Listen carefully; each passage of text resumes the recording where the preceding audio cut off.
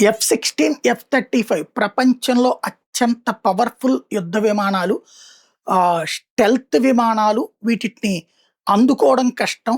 వీటికి సంబంధించి శబ్దం కంటే కూడా 4 రెట్ల వేగంతో ప్రయాణిస్తాయి. అణుబాంబులు కూడా మోసుకెళ్ళగలవు. కాబట్టి భారత్‌ని కొనుక్కోమని, రఫేల్‌ని వద్దని విపరీతమైన ఒత్తిడి తీసుకొచ్చింది ఆ రోజున అమెరికా. మనం పట్టించుకోలేదు.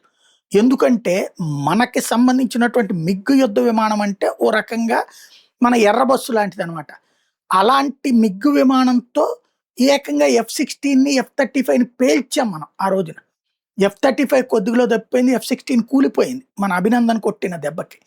కాబట్టి ప్రపంచానికి అతి పబ్లిసిటీ చేసుకుంటున్నారు గానీ వీళ్ళ దగ్గర అంత సీన్ లేదని చెప్పింది భారతదేశం. ఈవెన్ మొన్న పాకిస్తాన్ మీద మనం దాడి చేసినప్పుడు వాళ్ళ హ్యాండ్లర్స్ మీద మనం కొట్టిన దెబ్బప్పుడు కూడా F-35 దెబ్బతిన్నాయి.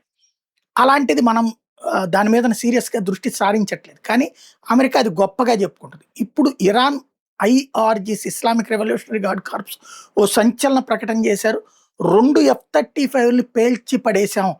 స్టెల్త్ ఫైటర్లు గొప్పవి, మమ్మల్ని ఎవడు ఏం చేయలేదన్న దాన్ని కేవలం మ్యాన్ ప్యాక్స్‌తో కొట్టాం. అంటే భుజం మీద వేసుకుని కొట్టే ఎయిర్ డిఫెన్స్ సిస్టమ్స్‌తో దెబ్బ కొట్టాం అని చెప్పేసి కొన్ని విజువల్స్‌ని రిలీజ్ చేసింది ఇరాన్.